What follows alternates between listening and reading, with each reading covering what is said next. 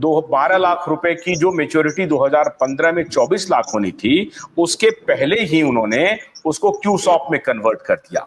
अब आप जिस स्कीम में पैसा लिए थे, उस स्कीम से उनको मिलना था 2015 में, लेकिन इन्होंने क्या किया कि आप चले थे आगरा जाने के लिए दिल्ली से, लेकिन आगरा के बजाय आपने क्या किया, गाड़ी को लखनऊ की तरफ मोड़ दिया और गाड़ी लेके चले गए लखनऊ। पहुंचना था आपको आगरा, है ना, यही बात है ना। दोनों दो दिशा में आप निकल पड़े।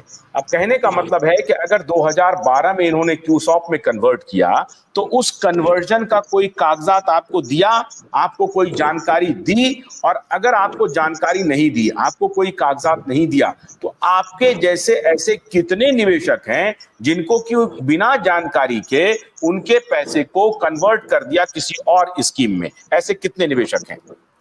सर बहुत निवेशक है सर, हमारे दरभंगा डिस्ट्रिक्ट में बहुत निवेशक है सर। अच्छा ठीक है, हाँ आइए शुभम आइए।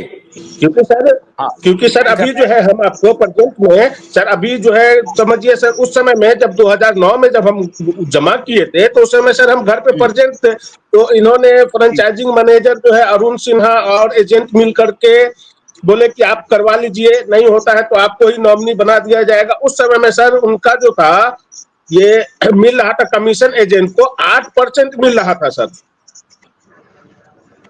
समझे। उस समय में हमको ही बना दिया। उस समय में जब 2009 में किए तो स्वयं सर हमको एजेंट बना करके 12 लाख के इस पे एजेंट हम खुद थे सर, उस पे बना करके और एफडी करवा दिया। उसके बाद 2012 में सर 2 फरवरी 2012 में सर हम आ गए सऊदी अरबिया। सऊदी में आए, उसके बाद कुछ दिन के बाद जो है मालूम हुआ कि सहारा इंडिया का जो है तो ये मसला आ गया है, लाइसेंस रियल एस्टेट और हाउसिंग बॉन्ड का जो है लाइसेंस इसका रद्द हो गया 2 स्कीम, तो आप इसको कन्वर्जन किया जाए, सरकार की तरफ से ऑर्डर आया है। बोले भाई अगर ऐसा है तो ठीक है, हमको नहीं करवाना है, ये नॉन बैंकिंग है, हमसे बहुत बड़ी गलती हुई हमारे गार्जियन से भी कि इसको समझे नहीं और इसको करवा दिए। अब जो बन रहा है, जो 3 साल में जो बन रहा है 17 लाख या 18 लाख रुपया बन रहा है, आप हमको मेरा पेमेंट दीजिए। तो अब वहाँ फ्रेंचाइजिंग मैनेजर और एजेंट बोलते हैं कि नहीं अनवर जी ऐसा नहीं होता है। तो सहारा इंडिया सरबुज राय जी का जो कहना है कि आप इसको कन्वर्जन करिए, आपका पैसा सेव किया जाएगा। ये नहीं बोले कि हमारे सेबी की तरफ से ऑर्डर आया है कि जिसको पैसा लेना है सेबी में क्लेम करो और आप अपना पैसा लो। बोले कि नहीं कन्वर्जन करना है तो आपका दूसरे इसमें किया जाएगा। तो क्यूसॉप का जो था सर 2.25 गुना से ज्यादा था, तो उस समय में 17-18 लाख के करीब सर जमा हुआ था, क्यूसॉप में कन्वर्जन कर दिया सर। और क्यूसॉप का जो है सो सर ये बताइए कितने लोग हैं? कन्हैया शाह जी शामिल होइए, आज मैं आपसे बात करने वाला हूं बहुत इंपॉर्टेंट, और शुभम आप भी जुड़िए। एक बात बताइए अनवर जी कि ये जो फ्रेंचाइजी मैनेजर हैं, क्या फ्रेंचाइजी मैनेजर जितने हैं उन्होंने गुमराह करने का कोशिश किया है? जी सर, गुमराह करने का कोशिश किया है सर, निवेशकों से झूठ बोला। जितना भी फ्रेंचाइजिंग मैनेजर है सर, उसके बाद अभी आज के डेट में लहरियासराय सेक्टर मैनेजर से आज भी मेरी बात होती है। सुधीर कुमार है सेक्टर मैनेजर, उनसे आज भी मेरी बात होती है। अगर पूछते हैं कि सर मेरे मैच्योरिटी का क्या हुआ, एडवाइस के लिए फ्रेंचाइजिंग मैनेजर हमारा एडवाइस नहीं भेज रहे थे। वहां के एजेंट जो है सिंधी 6217 कोड है सर फ्रेंचाइजिंग का, वहां के फ्रेंचाइजिंग मैनेजर भी जो है हमारे एडवाइस को नहीं भेज रहे थे। जबरदस्ती 6 महीना तक हम उसका मेन कॉपी जो है एफिडेविट, फादर का डेट ऑफ बर्थ, नॉमिनी, हर चीज हम दे दिया ओरिजिनल। उसका जीरोक्स भी सर मेरे पास आज भी अवेलेबल है, नहीं है तो हम सर आपके व्हाट्सएप पे हम भेज देते हैं। एक मिनट रुकिए। अच्छा ठीक है अनवर, मैं आपकी बात समझ गया। ये कन्वर्जन और ये खेल तो हम समझ ही रहे हैं कि कैसे कैसे किया। क्या खेल होता था सर, पता है सर क्या खेल होता था? मान लीजिए कि सर कि अगर आप जमा कर रहे हैं अपने सुविधा के लिए लखनऊ में, और आपका पैसा आपके बगैर जानकारी के बगैर डिपॉजिट कर दिया जा रहा है दिल्ली में। ठीक है, हम समझ गए। आप अपने नजदीकी ब्रांच में सब जमा करना चाहते हैं, और आपके इस नजदीकी ब्रांच में, क्योंकि अगर आपका मैच्योरिटी का डेट होगा तो आपको पैसा लेने में, लेकर के आने जाने में कोई दिक्कत नहीं होगी, रास्ता पैरा है, खतरा नहीं होगा। वो पैसा आपको बगैर अनुमति के सर कन्वर्जन कर दिया जाता है दिल्ली में। अच्छा, आप तो सिर्फ निवेशक थे अनवर जी, आप तो कोई कार्यकर्ता नहीं है, सिर्फ निवेशक है। वेरी गुड, ठीक है। हाँ एक मिनट, जरा सा एक मिनट। शुभम, स्वागत है आपका। शुभम, जी सर। एक तो मैं आपसे एक इम्पॉर्टेंट सवाल पूछने वाला हूं। कल कन्हैया आए थे और उन्होंने कहा कि मिनिस्ट्री ऑफ कॉर्पोरेट अफेयर्स की तरफ से जो अनुमति मिली थी कि आप फुली ऑप्शनल डिवेंचर और जो बॉन्ड है उससे आप 20,000 करोड़ रुपया उठा सकते हैं, फिर 20,000 करोड़ रुपया उठा सकते हैं, 40,000 करोड़ रुपया उठा सकते हैं। इसकी अनुमति एमसीए ने दिया हुआ था और उसके तहत सहारा इंडिया परिवार काम कर रही थी। सेबी ने जबरदस्ती कहा कि ये मेरे जुरिस्डिक्शन में है, आप ये गलत काम कर रहे हैं, आप नहीं कर सकते हैं। ये विवाद शुरू हुआ। सहारा ने कहा कि ये मामला एमसीए का है, एमसीए ने मुझे आदेश दिया है, मेरी रेगुलेटरी अथॉरिटी एमसीए है, मैं आपके पास सिर्फ आईपीओ के लिए आया हूं, उस मुतल्लिक आपको कुछ बताना है तो बताइए, ये आपके परव्यू में नहीं है। ये विवाद चला। अब इसमें सच्चाई क्या है? क्या वाकई में एमसीए ने जो परमिशन दिया था उसके तहत 20,000 करोड़ रुपए मार्केट से उठाने का अधिकार सहारा को कानून सम्मत प्राप्त था?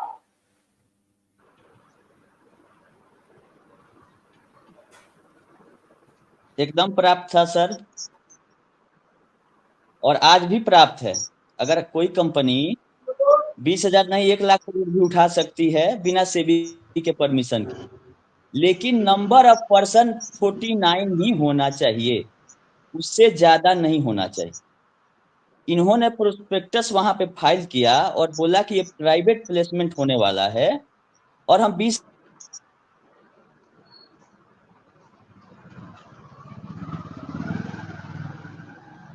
नेटवर्क का इशू हो रहा है। शुभम, आपका नेटवर्क इशू हो रहा है। नहीं, कल भी हमने बात किया था करोड़ तो क्या उठाएंगे दोनों कंपनी।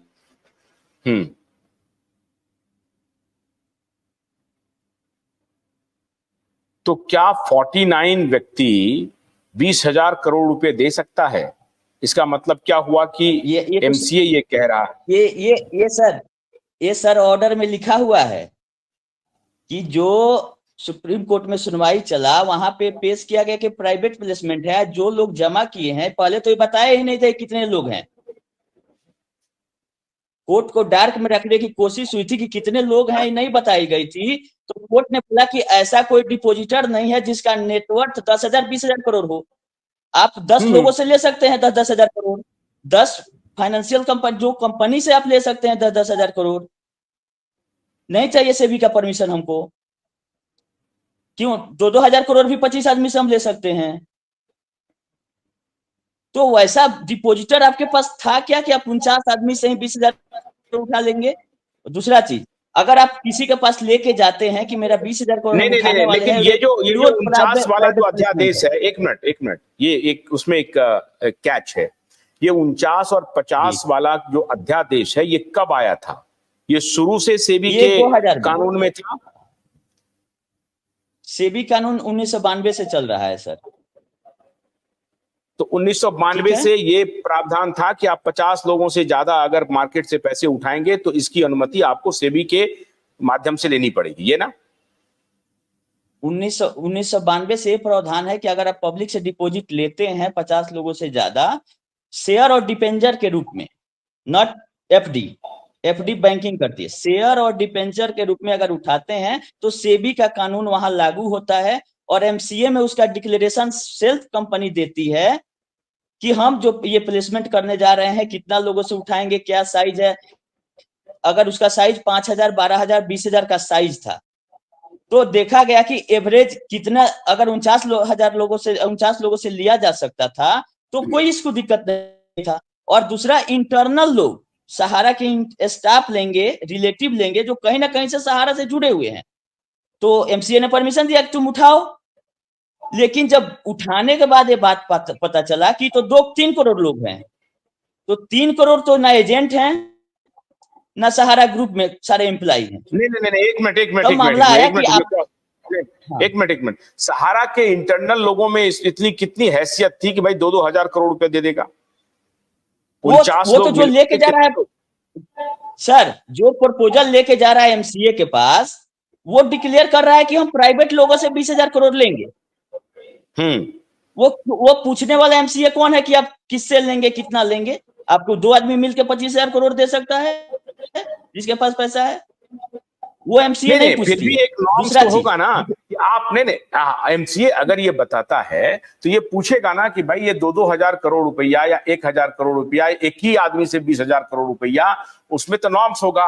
भाई 20,000 करोड़ रुपए का कोई एक व्यक्ति का तो नेटवर्थ पूरे इंडिया में घूमने से भी नहीं मिलेगा इंडिविजुअल का। वो या तो किसी कंपनी का हिस्सा होगा या किसी पार्टनरशिप फर्म का हिस्सा होगा या लिमिटेड कंपनी का, प्राइवेट लिमिटेड कंपनी का, एलएलपी का, किसी न किसी ऑर्गेनाइजेशन का वो व्यक्ति इंडिविजुअल हिस्सा होगा जिसमें उसकी पार्टनरशिप होगी, तभी वो अकाउंट फॉर होगा कि 20,000 करोड़ का या 2,000 करोड़ की उसकी मिल्कियत होगी, उसका नेटवर्थ होगा।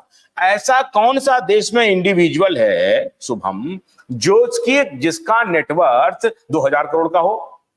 यही तो मैं कैच जानना चाहता हूं कि एमसीए ने आखिर में इनको ये डिवेंचर फ्लोट करने की अनुमति कैसे दी, वो क्लॉज क्या था, ये समझना पड़ेगा।